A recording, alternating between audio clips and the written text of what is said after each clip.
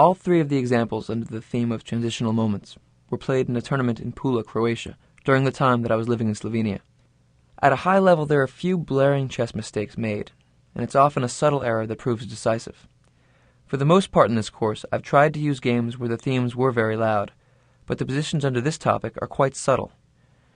In looking for psychological tendencies in your games, you'll usually be searching for subtle clues like the ones I'm about to discuss. The way that my difficulty with transitions happened to articulate itself in my games was in the move after my opening knowledge ran out.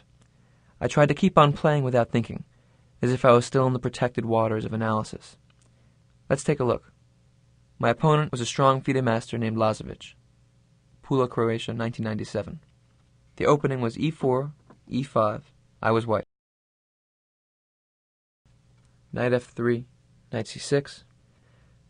I also play the Italian, but in this game chose the four knights. Knight c3, knight f6, g3. He played d5, e takes d5, knight takes d5, bishop g2. This is all quite well known. Knight takes c3, b takes c3, bishop d6. And I castled, and he castled.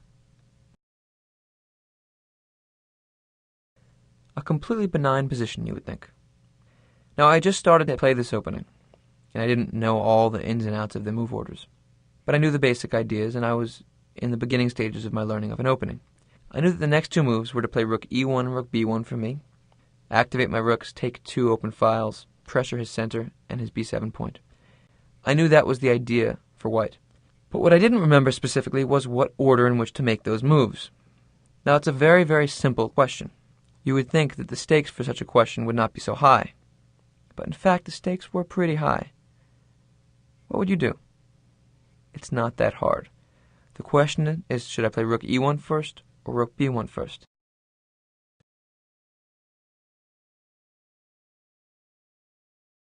The answer is pretty straightforward. Rook b1 is the correct move because it makes it more difficult for him to develop his pieces. His bishop on c8 can't move because the pawn on b7 is under attack, and if he plays rook b8, then after rook e1, when he moves his bishop, he'll have lost a move with rook b8, and white has a constant pressure on the b7 point that his rook is pinned down to. If he doesn't play rook b8, then his b7 pawn is under attack. So rook b1 is the correct move. It would be very easy for me to see that if he plays e4, then after knight d4, his pawn is overextended, and white's game is very good. So all I would have had to do in this position was say to myself, now it's time to think. But because of what I described in my essay, that at this time in my life I was having a little bit of difficulty with the transition in my life when I first got to a new country or a new place because I was traveling so much, or in the chess games, and in this example, in the moment in which my exact knowledge of the opening ran out, I had trouble making the transition from just playing moves from knowledge into thinking. And so I played rook e1, which is the imprecise move order, and you'll see very quickly how my opponent got the initiative. He played bishop g4, which simply should not be possible if I played correctly. And after h3, bishop h5, I have a real problem because his next move is going to be if I play rook b1, he'll play f5. Very strong in the center on the king side, and I'm not threatening the b7 pawn because he can play e4 next. So suddenly my opponent can take the initiative. Here I made the double-edged decision. I clicked into the game of playing g4, and after bishop g6, then I played rook b1.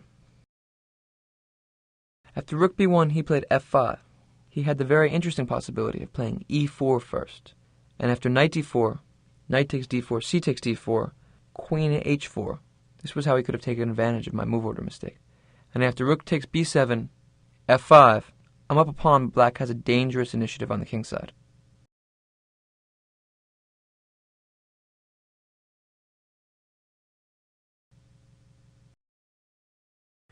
Instead, he tried f5, and my position got quite dangerous. I played d3, f takes g4, h takes g4. And from this point, I outplayed him. He played e4, I played bishop g5, queen d7, bishop e7 would have been a little better. And after queen d7, knight h4, I took over the initiative. After queen f7, bishop e3, you see I have pressure on his bishop and I'm going to win it, and the two bishops are very important in this type of game. E takes d3, c takes d3, queen f6, and now I took his bishop, he took back, and I played bishop e4. I took over the advantage with white, and I ended up winning the game. So I was able to make the recovery, and you see how in the normal chess game I was a much stronger player than my opponent, and I outplayed him without much difficulty and won this game. But I gave myself a big scare. I gave him a real chance to get a big initiative with the black pieces. Why? Because in that moment, between just playing moves from analysis and playing a chess game, seriously responding to each and every move that he made, I had a gap.